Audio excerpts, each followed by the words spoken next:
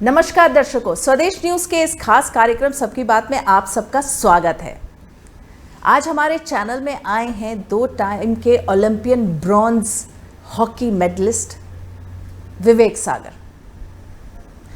वैसे तो इन्होंने अनगिनत अवार्ड्स जीते हुए हैं, लेकिन सबसे अहम होता है ओलंपिक्स का मेडल, और वो भी 2 बार कंसेक्यूटिव। आज हमारे चैनल में आए हैं, चलिए आज हम इनसे बातचीत करेंगे। विवेक जी, आपका स्वदेश न्यूज़ के चैनल में और इस कार्यक्रम सबकी बात में बहुत बहुत स्वागत है। Thank you so much ma'am. सबसे पहले तो आपको बहुत सारी बधाइयाँ, ढेर सारी बधाइयाँ। Thank you. मेडल थोड़ा सा दिखाइए आप हमारे दर्शकों को, इतना प्राउड मोमेंट है सबके लिए। ये ब्रॉन्ज है जी हाँ, ब्रॉन्ज। 2 बार के ब्रॉन्ज मेडलिस्ट है, एक बार टोक्यो ओलंपिक्स, फिर इस बार पेरिस ओलंपिक्स। एक सवाल तो मतलब बिल्कुल बनता है, कैसा महसूस कर रहे हैं? अभी भी अंदर से भूख है कुछ और अच्छा करने के लिए, जिस तरीके से मैं अपने हिसाब से बोला जाऊँ तो नो डाउट कि एक प्राउड फीलिंग भी है कि बैक टू बैक मेडल लाना देश के लिए, और जो ग्लोरी हॉकी की वापस लाई है और उस टीम का हिस्सा मैं रहा, बहुत प्राउड फील। हाँ जी, बिल्कुल आपने सही बात कही कि जो एक ग्लोरी हॉकी के आप लोगों ने वापस लाई है, क्योंकि हॉकी जो था पहले इंडिया का स्पोर्ट्स माना जाता, लेकिन बीच में वो काफ़ी बैक स्टेज हो गया। अब फिर से वो ग्लोरी आई है। ब्रॉन्ज तो ठीक है, देखिए कोई भी मेडल है, जीत है, लेकिन मन में कसक रह गई क्या आप लोगों के कि सिल्वर नहीं हो पाया, गोल्ड नहीं हो पाया? जी हाँ, क्योंकि हम लोग जब स्टार्ट किए थे, एक 21 का जो मेडल था, उसके बाद से सभी का एक ही स्टेटमेंट था, एक ही निश्चय था कि हम लोग इस बार कलर चेंज करना चाहते हैं, जो शुरुआती सा था। और जिस तरीके से हम लोग की टीम ने परफॉर्मेंस किया, नो डाउट कि सारे देशवासियों की भी एक्सपेक्टेशन बढ़ गई थी जब हम लोग ने ऑस्ट्रेलिया को बीट किया 3-2 से। उसके बाद यही सब लोग सोच से जा रहे थे गोल्ड मेडल से, और हम लोग की सोच पहले से ही प्रिपेयर्ड थे, माइंडसेट था कि हम लोग फाइनल की टीम है, हम लोग को फाइनल खेलना है, तो वो माइंडसेट से जा रहे थे।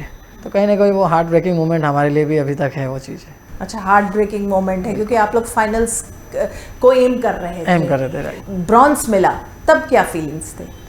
यही कि एक अंदर से सभी लोगों ने बात की कि नो डाउट कि आप कुछ लेके जाते हैं देश के लिए, तो सबसे बड़ी बात वो होती है खाली हाथ नहीं जा रहे हैं। लेकिन नो डाउट कि हम लोग का मोमेंट था हार्ट ब्रेकिंग का, जीत नहीं पाए, लेकिन क्या चांस है हमारे पास आगे के लिए। और जब पोडियम में खड़े होना, मतलब आप देश के इतने बड़े ओलंपिक इवेंट जैसे में पोडियम में खड़े होना, बहुत ही गर्व की बात है। और ख़ास तौर पे मेरे लिए, जहाँ पे मैं उन सभी प्लेयरों के साथ खड़ा हूँ जो एक मेमोरी बना चुके हैं, इतिहास बना चुके हैं।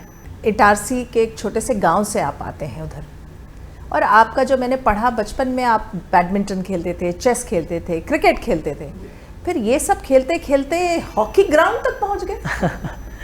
तो ये इसकी स्टोरी है कि जब आप छोटे रहते हैं और बहुत आपका मन चंचल रहता है, सभी जगह जाने का मन करता है। आप अभी एक भी स्पोर्ट्स आप में बहुत बड़े नहीं हैं। नहीं है लेकिन मैंने एक्सपीरियंस काफ़ी कुछ कर चुका हूँ। हाँ। तो मुझे आइडिया हो चुका है। हाँ। इस मामले में तो जब आप छोटे थे तो उस टाइम आप सभी स्पोर्ट्स खेलते, तो सेम मेरा भी था।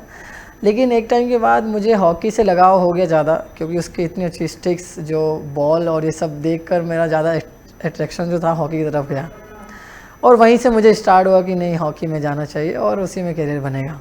तो एक अलग ही प्राउड, जब धीरे धीरे मैं उस हॉकी के बारे में जानता गया, बारीक चीज़ों के बारे में जानता गया, कितनी अच्छी अच्छी स्किल होती हैं उसके में।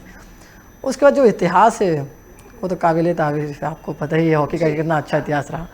धीरे धीरे जैसे जैसे पता चलता गया, उससे और लगाव बढ़ता गया मेरा। तो आपको लगा कि नहीं, बस अब हॉकी ही आपका प्लेग्राउंड है, हॉकी ही मेरा सब कुछ है जी। और मैंने पढ़ा है कि आप अपने घर के कोने में भी प्रैक्टिस करते रहते थे हॉकी का। यहाँ जब मेरा गांव जहाँ पे शिवनगर चांदोन है, और वहाँ पे कबीलू का घर था, और जो दीवारें थी मिट्टी के दीवार, नीचे मिट्टी का सरफेस था, और मैं वहाँ पे वही ट्राई करता था, थोड़ा ड्रिबलिंग कर लिया। हिटिंग करने में क्या होता था कि जो दीवारें हैं वो थोड़ी जर्जर थी, लाइक आपके जब आप हिटिंग करते हैं तो वो झड़ने लगती थी। उसमें मैं काफ़ी डांट भी खाया हूँ घर वालों से। अच्छा। हाँ। तो उन्होंने वही बोला कि इधर पे मत खेल। पापा मेरे नो डाउट एक स्कूल टीचर है प्राइमरी, और वो खेल से नफरत करते थे एक तरीके से, क्योंकि उनके पास ऐसा कोई एग्जाम्पल नहीं था कि आप एग्जाम्पल सेट करके उनको बता सकते कि नहीं स्पोर्ट्स में भी कैरियर है। उनका कहना था आप इंजीनियर बनो, पढ़ाई करो, स्पोर्ट्स में क्या। तो जब भी वो आते थे मैं हॉकी तुरंत रख देता था। अच्छा, तो एक डर की वजह से छुपा देता था। हाँ, जब भी वो चले आए तो एक कोने में छोटी जगह पे जहाँ भी चांस मिले वहाँ पे थोड़ा ड्रिबलिंग करता था। फिर कैसे आपने अपने घर वालों को मनाया? बिल्कुल सही बता रहे हैं आप। देखिए, कहा भी जाता है खेलोगे कूदोगे होगे खराब, पढ़ोगे लिखोगे बनोगे नवाब। और एक छोटे फैमिली से आते हैं तो वहाँ पे लगता है कि नहीं, एक स्टेबल कैरियर हो, सरकारी जॉब हो, खेल में एक स्टेबल कैरियर या इस ऊंचाई तक आप पहुँचेंगे, ऐसा एग्जाम्पल आप ही ने कहा नहीं था। तो फिर कैसे मनाया आपने अपने परिवार वालों को?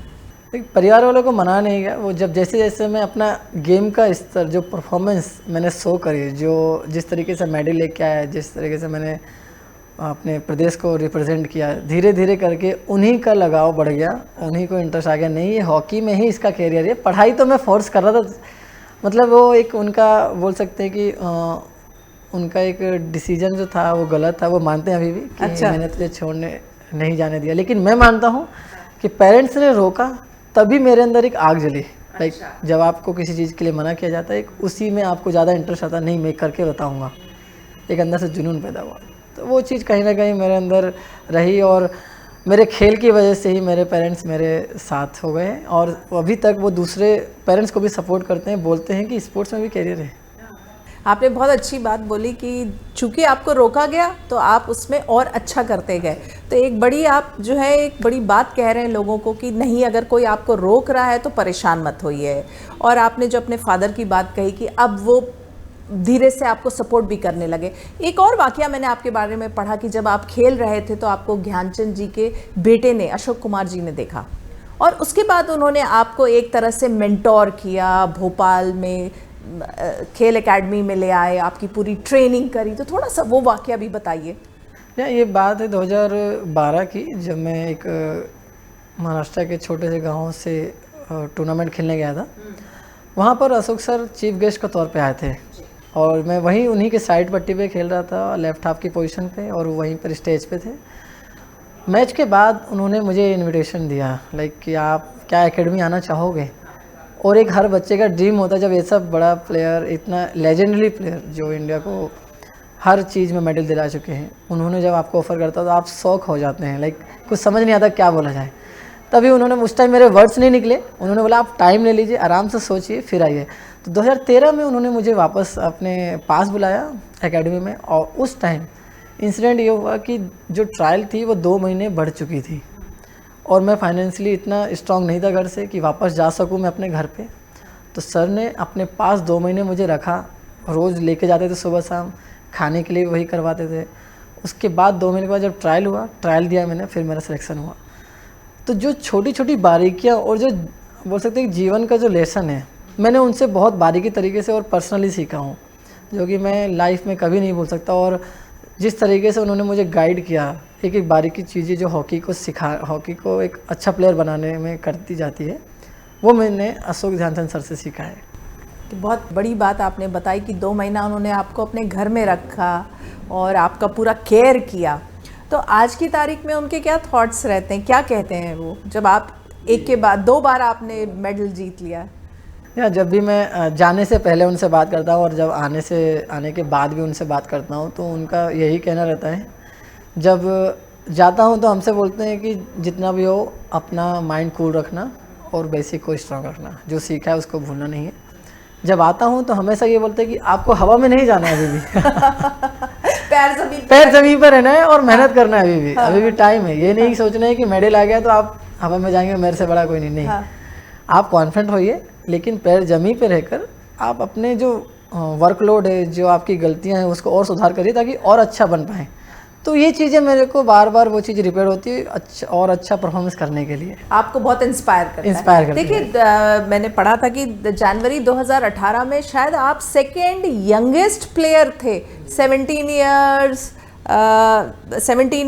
10 मंथ्स 22 डेज के, ये भी आपके साथ एक रिकॉर्ड है। बहुत ही यंग, आप एकदम यंग से ही आप you started showing your colours.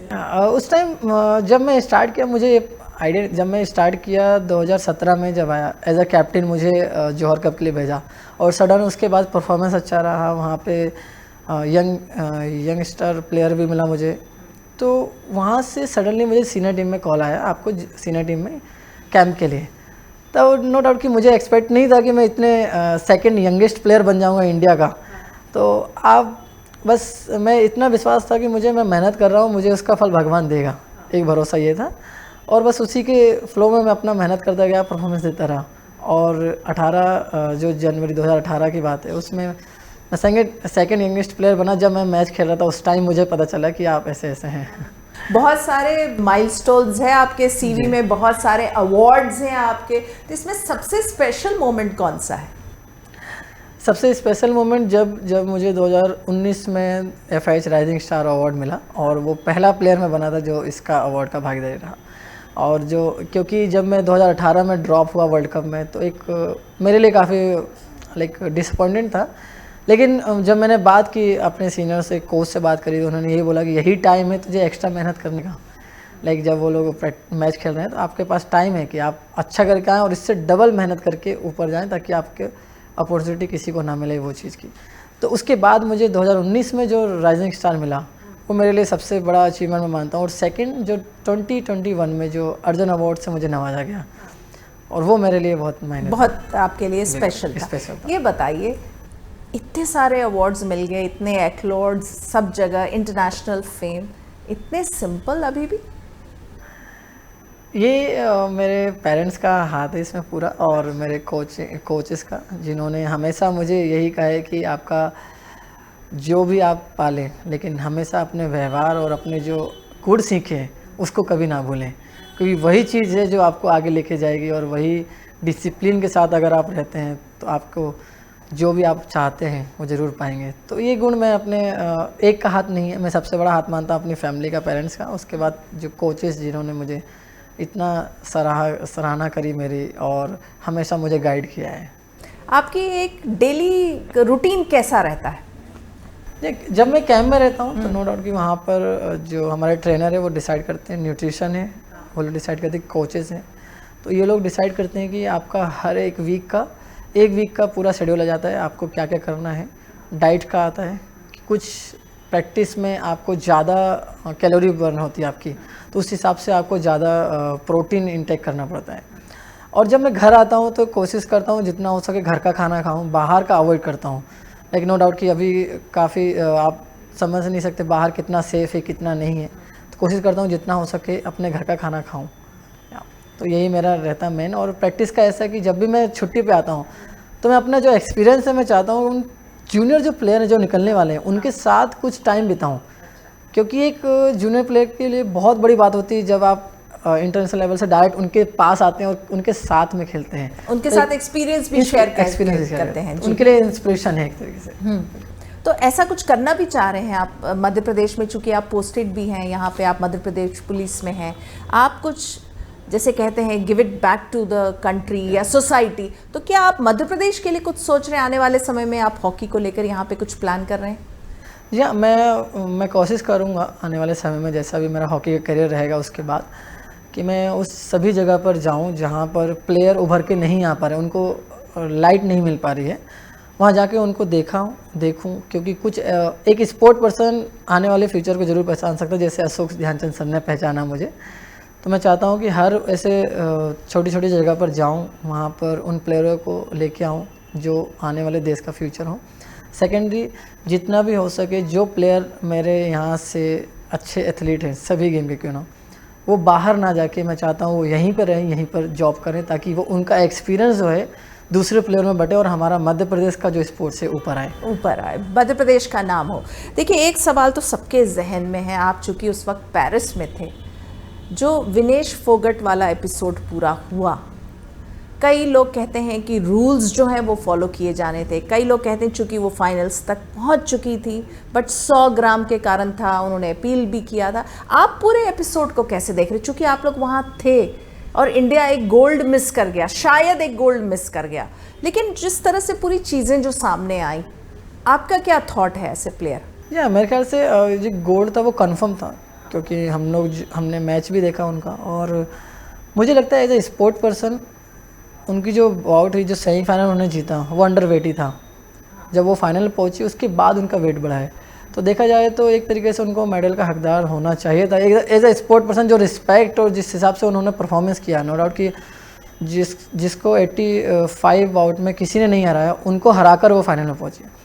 तो ये काबिल तारीफ़ थी और हम लोग वहीं पे थे। और जब ये न्यूज़ आई सुबह वहाँ के सुबह के 8 बज रहे थे, तब ये न्यूज़ देखी जाई तो काफ़ी डिसअपॉइंट हुआ है हम लोग भी। कोशिश यही थी कि जितना हो सके उनके साथ कोई ना कोई बात करे, और वहाँ पर वो काफ़ी एक बोल सकते फेस जो था उनका डिसअपॉइंटमेंट था। लेकिन वो कभी भी, हम लोग जब मैच भी खेलने गए उन्होंने हमको विश भी किया, कि लगने नहीं दिया कि उनके अंदर वो डिसअपॉइंटमेंट है, क्योंकि एक स्पोर्ट्स प्लेयर स्पोर्ट्स पर्सनालिटी को जान सकता है। तो हमने वही बात की, एक इतने बड़े प्लेयर के लिए एक पॉजिटिव रिजल्ट आना ज़रूरी है, कि जिस तरीके से उन्होंने फाइनल में अपनी जगह बनाई। तो आपको ऐसा लगता है कि जो डिसीजन हुआ फाइनली कि उनको जो मेडल सिल्वर भी नहीं दिया गया, आपको लगता है वो देना चाहिए था? या देखिए, वहाँ का रूल्स मुझे कुश्ती का इतना ज़्यादा पता नहीं है, लेकिन एज ए स्पोर्ट पर्सन मैं मानता हूँ कि जो उनके हक में था उनको ज़रूर उसका देना चाहिए था, उनको जो भी उनके हक में था। क्योंकि एक स्पोर्ट पर्सन इतनी मेहनत करके बड़े इवेंट में फाइनल में जगह बनाया है, तो इस जगह पर मुझे लगता है कि कुछ ना कुछ चेंज हुआ जाए, उसको रिकग्निशन मिलना चाहिए था। और रूल्स भी क्या होते हैं, रूल्स तो ऐसे होते हैं कि वो इंटरप्रिटेशन है, आपको एक पॉजिटिव वे में इंटरप्रेट कर लेना चाहिए। आपके जो आप कह रहे हैं जिस लेवल पे वो पहुंची थी। एक और बात जो बार बार आ रही थी पेरिस में, जो आप लोगों को एकोमोडेशन प्रोवाइड किया गया था, जो वहाँ पे एयर कंडीशनर नहीं थे, वहाँ बहुत हाउसिंग का बहुत प्रॉब्लम था, बहुत सारे इश्यूज थे, उसके बारे में ही हम लोग बहुत पढ़ रहे थे। या एयर कंडीशन का हमारे यहाँ पर 3 से 4 दिन के बाद हमारे को अवेलेबल हो गए थे, उसके पहले नहीं था। वो तो इंडिया वाले ने, इंडियन एम्बेसी ने, हाँ। और नो डाउट कि रूम्स का तो आप बोल सकते हैं कि एक फ्लैट में ही सभी लोग थे, और रूम्स नो डाउट कि आप छोटे ही थे, ज़्यादा स्पेसफुल नहीं था। लेकिन एक चीज़ बोल सकते हैं कि आप जो विलेज का था एक माहौल जो होना चाहिए वो काफ़ी अच्छा था वहाँ। अच्छा था। चलिए, अगर एकोमोडेशन अच्छा नहीं था, लेकिन एक स्पोर्ट्स का पूरा माहौल जो वो बहुत अच्छा, पूरा माहौल था। अब आगे की आपकी क्या प्लानिंग है? मैं अभी जैसे आने वाले समय में एशियन चैम्पियंस ट्रॉफी जो चाइना में है उसके लिए प्रिपरेशन चल रहा है, और हमारी टीम 5 तारीख को जाएगी। उसके लिए बेंगलोर में कैंप लग रहा है अभी 25 तारीख से, तो मैं कोशिश करूँगा उसमें जल्दी जल्दी जाके अपना जो फिटनेस और जो स्किल है वो दोबारा से लाके गेम में लेके आऊँ। विवेक जी, ये बताइए, जब एक बार मिला आपको ब्रॉन्ज मेडल टोक्यो में, इस बार पेरिस में, फैमिली का क्या रिएक्शन था? मेरे ख्याल से फैमिली में आपके पेरेंट्स हैं, एक ब्रदर है और 2 सिस्टर्स हैं। जी हाँ, बिल्कुल। जब मैं फर्स्ट कॉल किया उनको मैच के बाद, और नो डाउट कि मेरे से ज़्यादा वो लोग भी जीते और उनसे बात हुई, सभी ने बधाई दी। मम्मी मंदिर में थी, पूजा कर रही थी। आप ही के लिए कर रही थी? हमारे लिए कर रही थी, मेरी टीम के लिए कर रही थी। और उसके बाद मेरे भाई से हुई बात, और दीदी से जब बात हुई तो मैंने उनसे वादा किया था कि उन्होंने भी मुझसे बोला था कि रक्षाबंधन का गिफ्ट मुझे गोल्ड लेके आना, ये वादा था। लेकिन मैंने उनसे माफ़ी भी बोला, मैंने माफ़ी चाहता हूँ, गोल्ड लेके नहीं आ पाया, लेकिन ब्रॉन्ज लेके आ रहा हूँ। तो ये था। और नो डाउट कि आपके घर में इतना अच्छा माहौल, सब लोग इकट्ठे होते, मेरी दीदी आ गई थी, भाभी जी वहीं पे थी, पेरेंट्स थे, सारे परिवार जब एक साथ होता, पूरा गांव एक साथ होता है और आपसे जब आपके लिए सपोर्ट करता है, नो डाउट कि वो एक अलग ही इमोशनल टच होता है। एक इमोशनल टच। अभी मैंने एक चीज़ नोटिस की, आप जैसे हमारे ऑफिस आए थे, हमारा पूरा न्यूज़ रूम आ गया था, एक एक करके सब ने आपके साथ फ़ोटो खिंचवाया, फिर सबको याद आया कि आपका मेडल कहाँ है, दोबारा राउंड एक रीप्ले हुआ, फिर से फोटो खिंचा। आप बिल्कुल शांति से खड़े रहे, इतना पेशेंस। देखिए, मेरा पोजीशन जो है वो पेशेंस वाली ही है, मिडफील्ड के लिए मिडफील्डर प्लेयर है आप। बिल्कुल सही बोला आपने। हाँ, और मिडफील्ड में आप अगर पेशेंस नहीं रखते हैं तो आपकी टीम काफ़ी डिफिकल्ट पोजीशन में पहुंच सकती है। तो कहीं ना कहीं वो चीज़ मेरे को बाहर भी सीख, क्योंकि आप of field, on the field जो रहते हैं वो 3-4 घंटे लगते हैं, लेकिन ऑफ फील्ड जो रहते हैं वो 21 आवर रहते हैं। तो वहाँ से जो पेशेंस, जैसे आपने बोला अभी यहाँ पे पेशेंस मैंने दिखाया, तो ये चीज़ मेरे वहाँ पे काम आएगी। विवेक जी, हमने आपकी इतनी बातें की as a hockey player, Vivek as a person कैसे हैं, क्या करते हैं जब आपको टाइम मिलता है, खुद के लिए समय मिलता है, क्या सोचते हैं, क्या करते हैं? एज अ पर्सन मैं कोशिश करता हूँ कि एक अच्छा इंसान बनूँ, एक जो दूसरों, मैं बहुत इमोशनल टच हूँ, लाइक जिस इमोशन बोल सकते हैं कि आप किसी को किसी भी चीज़ की हेल्प होती है, और सब खास तौर पे प्लेयर के लिए मैं उसको जितना हो सकता है मैं उसको उतना हेल्प करता हूँ, ताकि वो कठिनाइयों से ना निकले, खास तौर पे स्पोर्ट्स प्लेयर। और मैं चाहता हूँ कि एक स्पोर्ट्स करियर को छोड़ के विवेक को जब जाना जाए तो बोला जाए कि एक बहुत अच्छा इंसान है, बहुत अच्छा एक बोल सकते हैं प्लेयर के साथ साथ एक बहुत अच्छा ह्यूमन बीइंग भी है। बहुत यंग है, शादी का भी नहीं पूछूंगी, लेकिन गर्लफ्रेंड? नहीं, अभी ऐसा कुछ प्लान नहीं है अभी मैम। गर्लफ्रेंड तो होंगी? नहीं, अभी ऐसा कुछ नहीं है अभी। तो ये बहुत अच्छा मैसेज आपने दे दिया सारी लड़कियों को। हाँ, so all the girls you are interested, DM करिए विवेक को। तो विवेक, आप जो यंगस्टर्स हैं, जो राइजिंग प्लेयर्स हैं, उनके लिए क्या कहना चाहेंगे? यही कि मैम कि आप काफ़ी कुछ होता है, आपको नहीं पता चलता कि कितना अच्छा करें कितना नहीं करें, तो आप बस अपनी मेहनत पे ध्यान दीजिए और जो एम है उसको सेट करके रखिए और उसी के रास्ते पे चलना है आपको, क्योंकि बहुत से डिस्ट्रैक्शन आपको आएंगे, लेकिन आपको कोशिश करना है कि दोबारा से वो रास्ते पे आकर अपने एम को ना छोड़ के आगे बढ़ते जाएं। बिल्कुल फोकस्ड रहना आपने एम्बिशन के प्रति। बहुत अच्छी बात आपने कही, बहुत शॉर्ट में लेकिन बहुत क्लियर है आपके कॉन्सेप्ट। आप स्वदेश न्यूज़ के चैनल में आप आए, आपने हमारे कार्यक्रम सबकी बात के लिए समय दिया। आप इतने बिजी शेड्यूल में से आपने समय निकाला, क्योंकि मुझे पता है आपने बताया था आप दिल्ली से फ्लाई करके सीधे इधर आए और अभी रात में बस उज्जैन निकल रहे हैं और उसके बाद आप अपने कैंप के लिए बैंगलोर जा रहे हैं, लेकिन आपने हमारे लिए समय निकाला। आपका बहुत बहुत धन्यवाद। Thank you ma'am, thank you so much. तो दर्शकों, इस एपिसोड में हमने आपको मिलाया विवेक सागर से। देखिए, 2 बार के ब्रॉन्ज ओलंपिक मेडलिस्ट हैं। बस इतना परिचय काफ़ी है, बाकी तो बहुत सारा है इनके बारे में, लेकिन इतना ही कहना काफ़ी होगा। तो इस एपिसोड में इतना ही। अगले हफ्ते में एक बार फिर से मुलाकात करेंगे एक नए मेहमान के साथ। तब तक के लिए दीजिए हमें आज्ञा। नमस्कार।